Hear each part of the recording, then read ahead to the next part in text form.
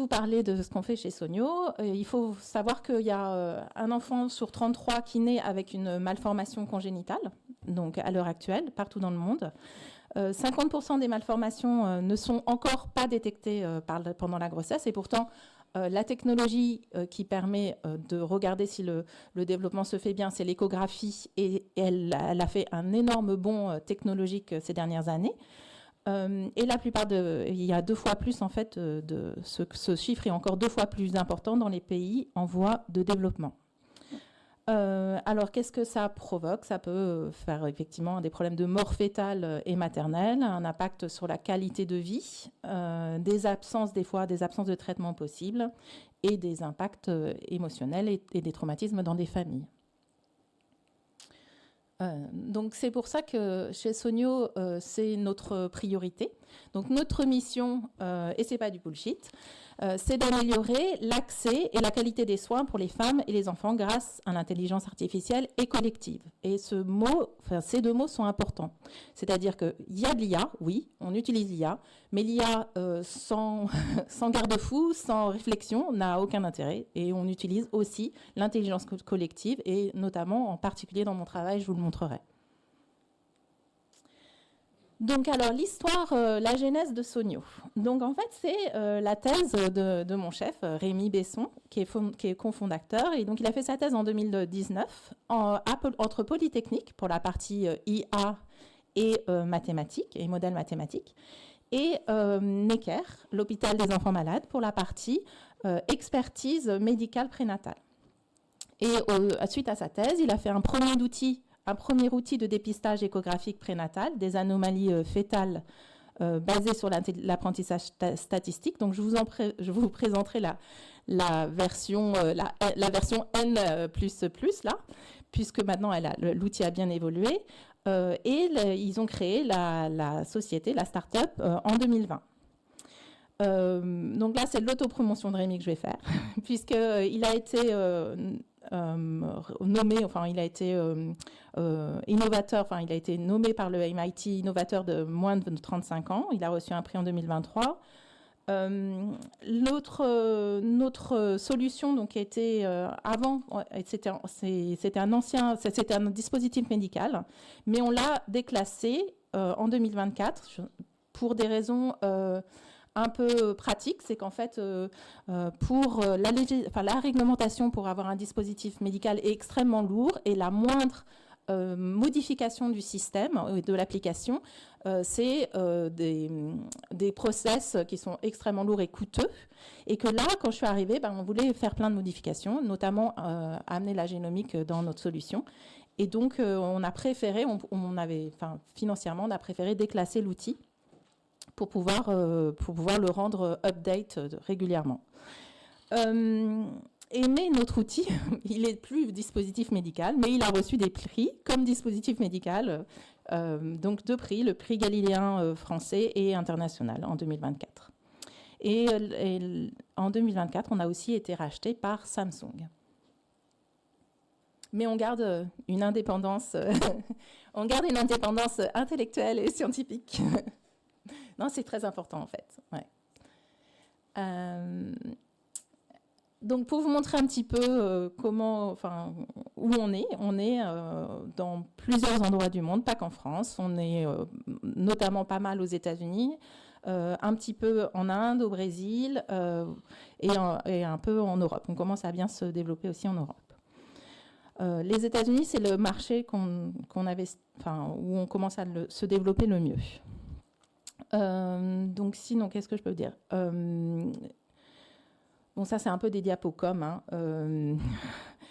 Bon, je vais passer à la suite. Bon, en gros, voilà, on a des accréditations. En fait, il faut savoir que tout dispositif médical, c'est assez lourd et que notre solution, en fait, c'est une solution que je vais vous présenter qui a plusieurs volets. Non, c'est dans le sens. Hop. Donc, alors, justement, qu'est-ce que c'est notre solution? Qu'est-ce que notre logiciel Sonio? C'est une nouvelle génération de logiciels de gestion qui permet de faire des rapports de gestion et de rapports pour la santé des femmes, qui est sur le cloud. Ça s'appuie sur de l'IA. Je vous développerai un petit peu le détail après. Et ça permet de rationaliser l'ensemble des flux de travail et d'offrir une expérience optimisée aux praticiens en échographie fœtale. C'est aussi de la com, mais c'est intéressant parce que... pourquoi c'est intéressant? Parce qu'en fait, on va parler un petit peu de modèle économique. Notre solution, notre modèle initial, c'était la thèse de Rémi, donc ce logiciel qui permettait de faire du diagnostic prénatal. OK, c'est bien, mais heureusement, toutes les grossesses n'ont pas de malformation. Toutes les grossesses ne se passent. Donc, l'idée, c'est quand même qu'à un moment, il faut trouver un produit qu'on va pouvoir vendre. Et ce n'est pas ce produit-là qui est en fait un produit niche qui va nous permettre de vendre le plus. Et donc, qu'est-ce qui va nous permettre de vendre? C'est des solutions, c'est ce logiciel de reporting. Donc, c'est important de réfléchir aussi à ça quand vous voulez, quand vous réfléchissez à votre business model, en fait. Et c'est aussi en vendant des solutions de reporting qui paraît être un peu, on va se dire, ouais, c'est peut-être un peu de la vitrine, etc. Mais c'est aussi en vendant ce type de solutions qu'on peut vendre des solutions qui vont un peu changer le monde ou améliorer la santé, on va dire. Donc, pour revenir à ce logiciel, donc c'est un logiciel qui permet de faire un examen assisté par IA. Et en fait, c'est quand même hyper utile parce que en France, par exemple, alors c'est différent dans le monde, mais en France, on a 3 échographies obligatoires. Et pour chaque échographie, donc une par trimestre, et pour chaque échographie obligatoire, il faut savoir qu'il y a un certain nombre de vues obligatoires. Donc c'est extrêmement lourd pour un médecin échographe, pour une sage-femme, parce que maintenant c'est de plus en plus ces sages-femmes qui font ces échographies, vraiment d'avoir toutes les bonnes vues. Et là, en fait, on va utiliser l'IA pour aller, je ne sais pas si vous le voyez bien là, mais en fait pour aller automatiquement mettre les bonnes vues au bon endroit. Et donc mettre des warnings en fait quand une vue est manquante, par exemple là, ou quand la vue n'est pas belle, ou quand il y a un problème, quoi. Et donc ça donne un espèce de garde-fou donc ça fait vraiment de l'assurance qualité, en fait, et ça donne une espèce de garde-fou pour le praticien, pour être sûr que son examen se déroule bien. Donc ça, on va utiliser l'IA pour faire de la reconnaissance de structure. Donc aller dire, ben voilà, ça c'est le cerveau, ça c'est les bras et tout ça, le cœur, comme ce que vous voyez là en fait, que vous voyez un peu en temps réel. Mais aussi, on va utiliser l'IA pour faire de la reconnaissance de malformations. Et donc là, c'est ce que vous allez voir. Alors donc ça, c'est aussi, il faut que je le mette. C'est un produit qui est en cours de développement. Donc on n'a pas encore l'autorisation pour la mise sur le marché pour ces malformations-là. Mais en gros, en temps réel, ce que vous voyez là, c'est que le praticien fait son examen. Donc c'est une vidéo et on va aller récupérer les meilleures vues et détecter quand il y a des problèmes. Donc là, c'est une suspicion un problème de 3 vaisseaux, LVOT, enfin c'est des différentes malformations cardiaques. Donc on va utiliser l'IA dans plusieurs parties de notre solution. Donc de la reconnaissance de structure, aller pendant l'examen trouver mettre les bonnes vues au bon endroit. Et mettre des warnings si il manque une vue ou si ce n'est pas la bonne vue. Et puis, de la reconnaissance de malformations. Et moi, je vais intervenir dans cette partie-là, donc c'est dans la partie génomique. Donc, qu'est-ce que la génomique? Quel est le rôle de la génomique dans cette histoire? Donc, il faut savoir que 80% des malformations sont d'origine génétique. Donc il y a aussi l'alcool, les virus, les bactéries. Donc c'est pour ça qu'on dit qu'il ne faut pas boire pendant la grossesse ou les drogues. Mais bon, 80% sont d'origine génétique. On travaille beaucoup avec Orphanet, qui est la base de données européenne pour les maladies rares. La base de données publique européenne, ça dépend de l'INSERM pour les maladies rares. Et il y a plus de 600 maladies rares qui sont dans Orphanet, donc c'est quand même un certain nombre. Et depuis 2001, comme vous le savez tous, j'imagine, on a la séquence du génome humain. Donc en fait, cette séquence, ça a permis d'augmenter de manière significative l'identification des variants causaux. Donc on a un moyen d'aller lier un phénotype, donc qu'on va observer pendant la grossesse, pendant l'échographie, et un génotype avec des variants.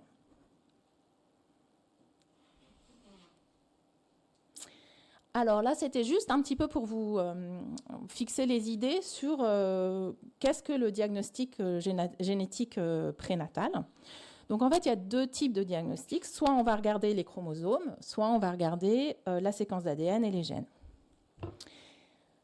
Donc quand on regarde, alors, et puis il faut différencier les types de diagnostics, c'est-à-dire les analyses qu'on va faire, et la manière de récupérer les échantillons. Et en fonction de la manière dont on récupère les échantillons, on ne va pas pouvoir faire les mêmes analyses derrière. Et je vais vous l'expliquer. Donc par exemple, le DPNI, donc c'est le diagnostic prénatal non invasif. C'est hyper prometteur, puisque c'est à partir du sang de la mère qu'on va faire l'analyse de potentiels problèmes génétiques chez le fœtus. Mais on se retrouve avec du sang, en fait, on a du sang de la mère, mais... c'est moi ? Non. On a le sang de la mère, mais en fait, on se retrouve avec un mélange de sang maternel et de sang fœtal. Donc, on va pas... Enfin, il faut comprendre que c'est, d'un point de vue technique, c'est assez compliqué et on ne va pas, pour le moment, faire toutes les analyses. Donc, au niveau réglementaire, pour le moment, c'est la trisomie 21 qu'on peut aller regarder avec ce test-là. Mais au niveau technique, on commence à développer d'autres choses, c'est-à-dire la trisomie 13, la trisomie 18, des problèmes des petites translocations, il y a plusieurs choses qu'on peut commencer à voir, et même des maladies monosomiques, maladies monogéniques dominantes. On peut commencer à les voir, mais pour le moment, d'un point de vue réglementaire, il n'y a que la T21 qu'on voit. Et c'est en train d'être discuté. Il y a les diagnostics prénatals invasifs. Et là, en fait, on va aller chercher des morceaux. Donc, il faut faire rentrer une aiguille et aller chercher des morceaux, soit du placenta, donc une biopsie du trophoblaste, soit des cellules, en fait, qui sont des cellules du fœtus, directement dans le liquide amniotique.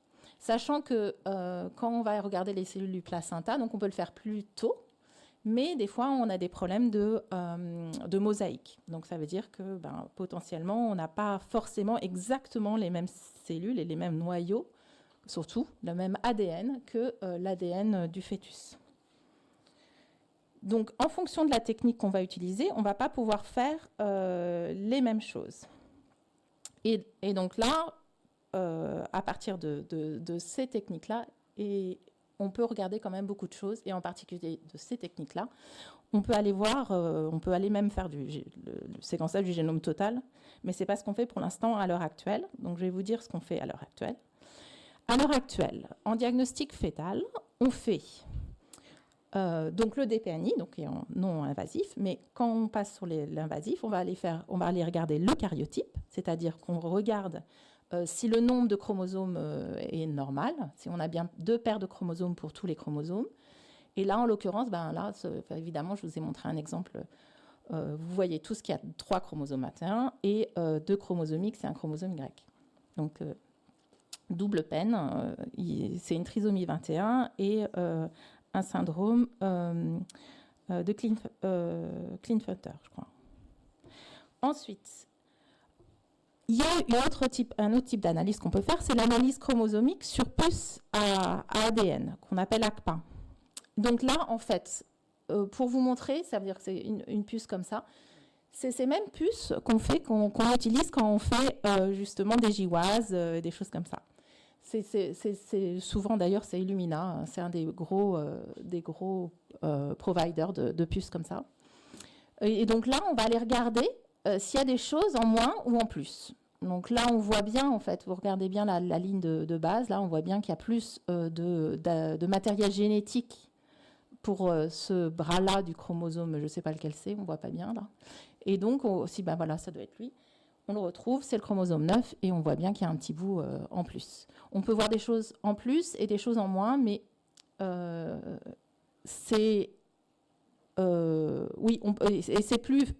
peut voir des choses en plus et des choses en moins.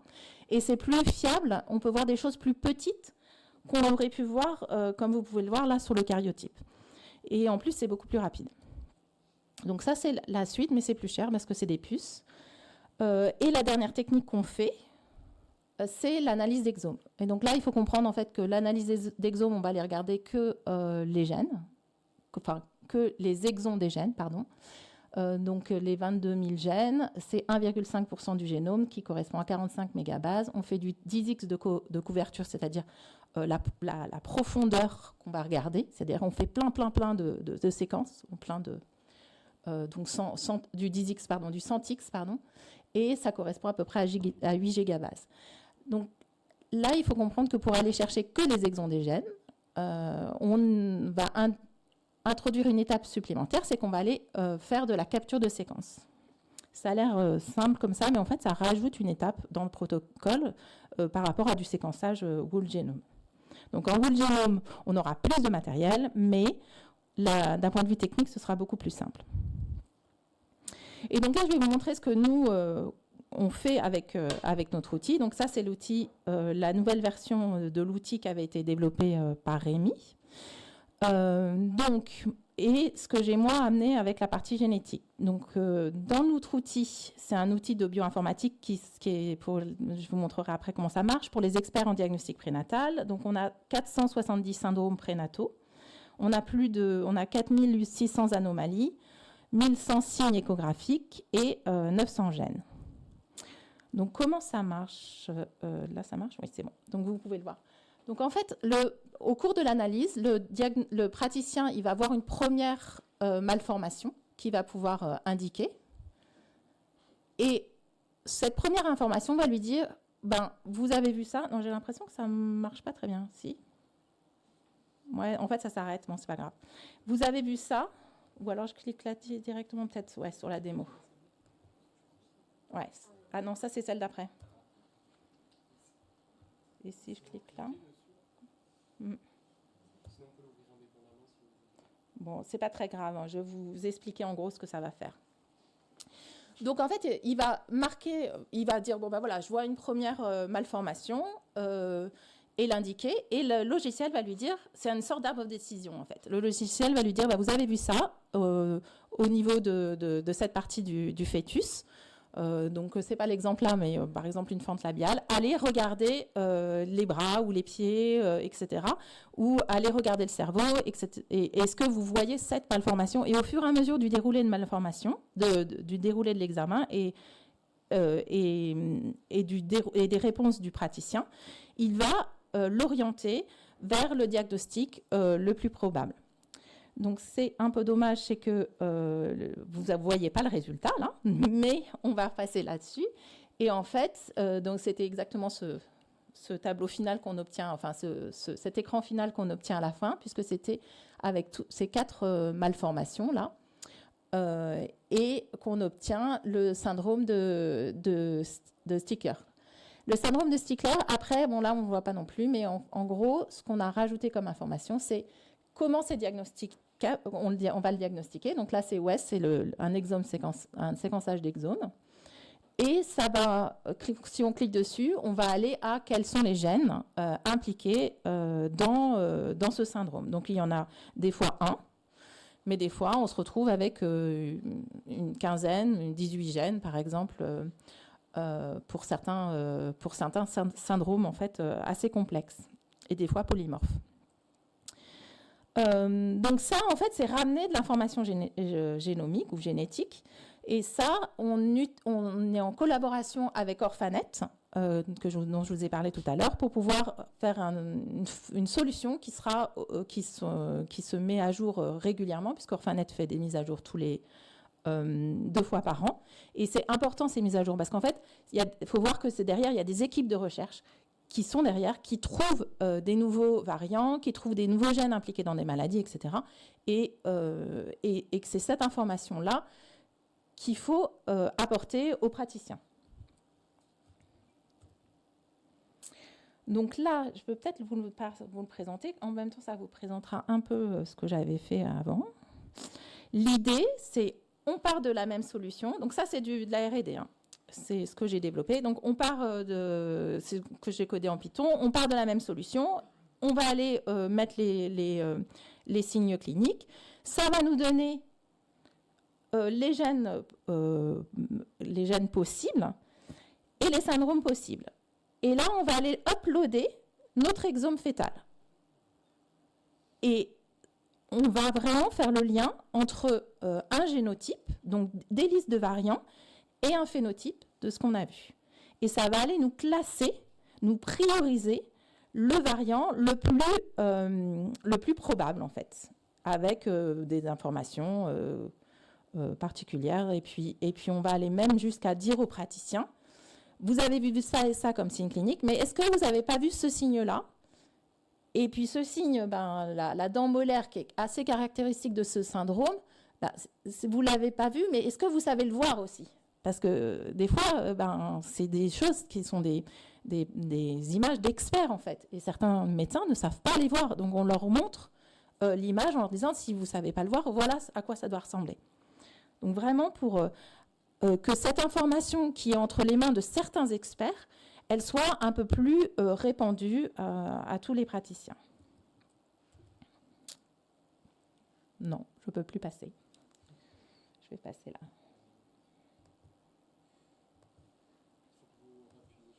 Voilà. Et donc ça, c'est pour montrer qu'en fait, OK, on est dans une start-up, mais on ne travaille pas tout seul et on travaille donc avec Orphanet et on est impliqué dans un gros projet européen qui s'appelle le RDRA. Alors pourquoi, en tant que boîte privée, on est impliqué dans un projet comme ça? Déjà parce que Orphanet, effectivement, c'est la base de données de référence pour les maladies rares. Mais par exemple, nous, sur les à peu près 500 syndromes que je vous ai montrés là, qu'on a dans notre base de données, quand on regarde dans Orphanet, il y en a la moitié qui sont marqués que ce n'est pas présent à l'état prénatal. Donc ça veut dire que l'information, nous, on a une expertise qu'on peut leur aider, enfin qu'on peut apporter au public et à l'information et dans les bases de données publiques. Et donc c'est vraiment un travail très important à faire parce qu'en fait, dans les bases de données publiques, et notamment, par exemple, dans HPO, qui est la nomenclature pour Human Ontology, Human Phenotype Ontology, qui est la nomenclature un peu internationale pour dire un signe clinique, voilà, on le trouve dans telle maladie, etc. Eh bien, il y a la plupart des signes prénataux, des malformations prénatales, ne sont pas dans leur base, en fait, ou alors sont mal caractérisés. Donc, en fait, c'est hyper important parce que la génétique, c'est bien, mais la génétique sans le phénotype, en fait, ça sert à rien, en fait.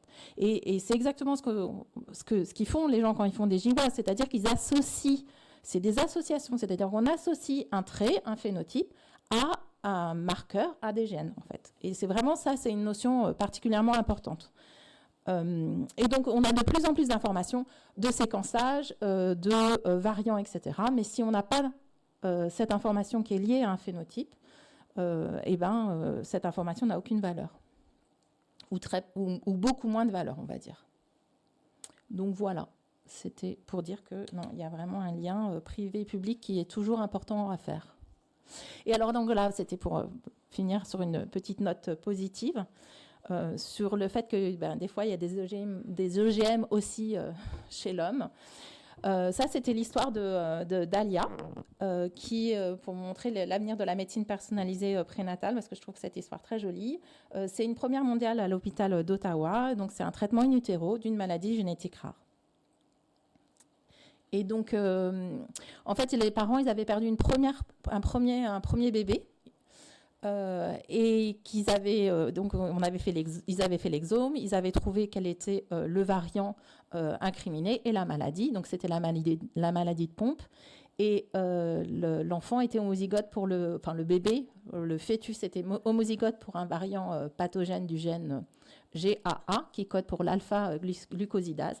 Et donc ils ont voulu un deuxième bébé et le bébé avait le même problème. le même variant. Et donc, ils ont pu faire un traitement enzymatique substitutif, j'arrive à le dire, in utero, et sauver cette petite fille qui, aux dernières nouvelles, se portait plutôt bien. Voilà. Et donc je vais continuer sur la suite, sur la fin de mon topo. Est-ce que vous connaissez l'histoire de la découverte de la trisomie 21 ? Et qui a découvert la trisomie 21 ? Donc, beaucoup de personnes pensent que c'est un homme, qui est le professeur Lejeune. Mais en fait, il faut savoir qu'en fait, c'est Marc Gauthier qui a fait toutes les manips toute seule dans un petit placard avec son propre sérum pour faire les manips. Et c'est elle qui a montré qu'il y avait 3 chromosomes 21. Donc, pourquoi, en fait, je vous montre cet exemple ? Parce qu'il y a quand même... ce n'est pas un cas isolé. En fait, il y a même une théorie, on appelle ça l'effet Mathilda, sur le fait que des femmes se font invisibiliser ou voler leur découverte par des hommes. Il y a aussi le cas de Rosalind Franklin, par exemple, si vous voulez, avec la structure de l'ADN. Voilà. Et donc, avec mes filles, au départ, c'est parti juste qu'on a créé un jeu en utilisant ChatGPT et DALL-E pour mettre en lumière des femmes scientifiques. Donc, c'était pour animer un atelier pour des scolaires.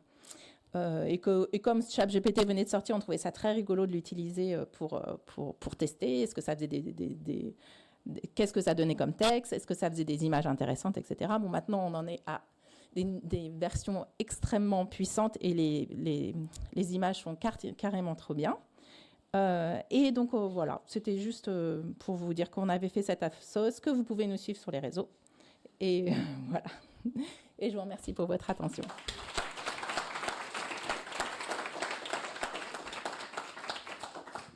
Merci beaucoup. Et alors, est-ce qu'il y a des questions ?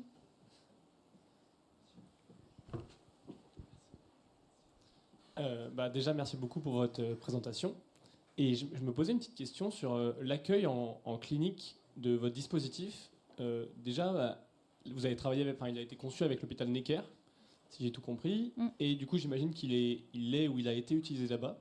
Et est-ce que vous arrivez à vendre ce dispositif à des cliniques qui soient donc privées, ou aussi dans le public, vous arrivez à transmettre un peu Sogno pour l'imagerie ? Alors, en fait, il faut voir que, donc, comme je vous l'ai montré, c'est plusieurs produits. Donc, par exemple, la partie reporting se vend très, très bien, et notamment en particulier aux États-Unis. Et là, elle commence à arriver en France. Au début, on l'a beaucoup développé pour les États-Unis, et on l'a vendu à un gros client qui s'appelle Pediatrix, qui a des cliniques partout aux États-Unis. Là, on commence à le développer. Des fois, il faut faire des petites modifications donc pour le marché français. Donc, il commence à arriver en France. Et ce logiciel, c'est notre produit qui va se vendre, en fait. C'est celui qui se vend qui se vendra le mieux, etc. Parce que la partie qui permet de faire du diagnostic, c'est comme je vous l'ai dit, c'est plus, c'est moins pour ça, c'est pas pour tous c'est pas pour tous les usages, en fait. Donc cette partie-là, on la vend en particulier à des experts du diagnostic prénatal. Et donc dans les hôpitaux, ce qu'on appelle les CPDPN, en fait, c'est les endroits où les médecins se regroupent pour discuter d'un cas, etc. Et certaines cliniques privées, partout dans le monde, là pour le coup, parce qu'il n'y a pas beaucoup de produits comme celui-là, mais qui sont regroupés en fait avec suffisamment de personnes pour faire de l'expertise, qui ont besoin d'expertise prénatale en fait. Et juste pour continuer là-dessus, est-ce que vous pensez que toutes ces technologies qui ont pour but finalement d'être une assistance médicale, une assistance aux médecins, elles sont plus destinées à partir, donc comme vous disiez, les États-Unis et des cliniques privées, ou le marché public, par exemple les hôpitaux publics en France peuvent utiliser ces assistances? Ou elles sont plus rebutes je suis pas sûre de comprendre exactement lequel produit vous... Par exemple, si on prend le logiciel, votre logiciel qui est parti... Qui fait du diagnostic ou qui fait du reporting? Qui fait du diagnostic. Oui. Celui-là, est-ce qu'il est... Parce que du coup, vous le vendez le plus aux États-Unis? Non, on le vend partout, celui-là. Ah, d'accord, ok. Partout dans le monde, parce qu'il n'y a pas d'autres, il n'y a pas de concurrents, pour le coup. Okay. C'est un petit marché, mais il n'y a pas de concurrents. Et donc en fait, ça, c'est juste apporter une information d'experts, vraiment d'experts en diagnostic prénatal. Et comme il n'y a pas de concurrents, on le vend super bien. Mais on le vend à un petit marché. Oui. Voilà, c'est ça. Alors que l'autre, on peut le vendre à un gros marché puisqu'il y a plus de gens qui font de l'éco, quoi. Je ne sais pas si j'avais été très claire. Est-ce qu'il y a une autre question? Merci pour la présentation. Je me demandais comment avait été reçu l'outil d'assistance pour les échographies auprès des échographes, où basiquement, du coup, si je vulgarise beaucoup, on leur dit prenez cette IA, elle va vous dire si vous avez bien fait votre travail. Comment c'est reçu sur le terrain? Alors en fait, ils ne voient pas ça comme ça.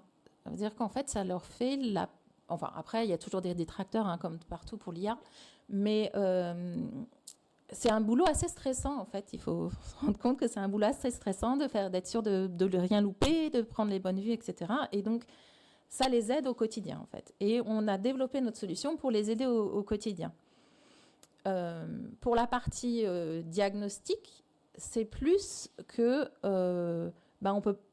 Je vous ai montré là 6000 syndromes avec un certain nombre de signes cliniques dans chaque. Même un expert, il peut pas. Même les professeurs de Necker, ils le disent eux-mêmes. Hein, c'est les premiers à le vendre en le disant, enfin à le mettre en avant en disant, mais on peut pas tout connaître, quoi. Enfin, donc là, c'est juste les aider en fait dans le déroulé de leur réflexion et leur amener une information qu'ils peuvent aller trouver. Hein. Enfin, il y a des bouquins, hein, donc ils peuvent aller la trouver. C'est juste que là, elle est plus facile à trouver, quoi. Orphanet, ils peuvent aller chercher, ils peuvent aller faire leur biblio, etc., quoi. Merci.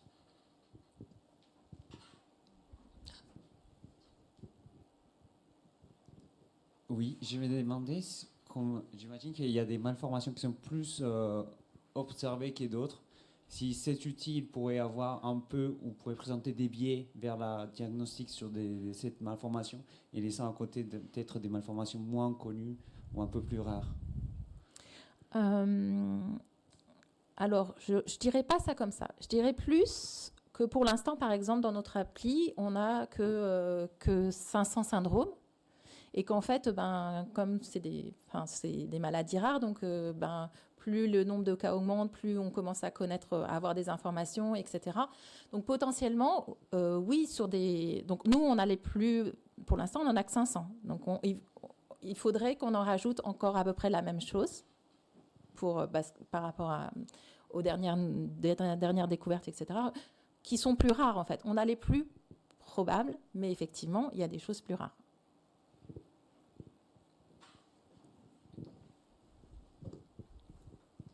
Dernière question.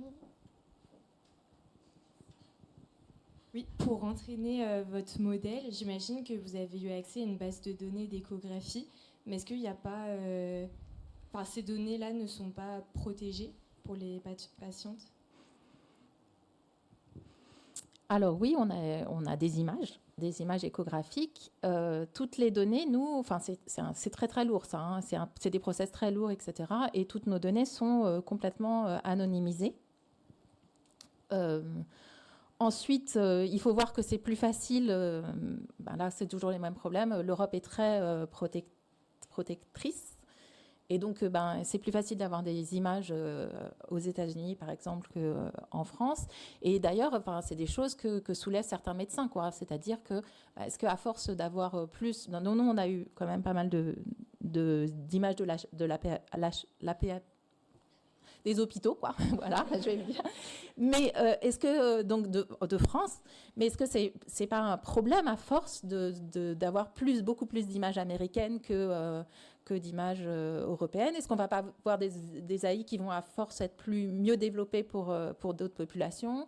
Enfin, c'est des vraies questions. Hein. Et pour pouvoir vendre notre solution aux États-Unis, donc il y a toute une réglementation avec la FDA, plein de choses à faire avec la FDA. Et là, ils nous demandent beaucoup de...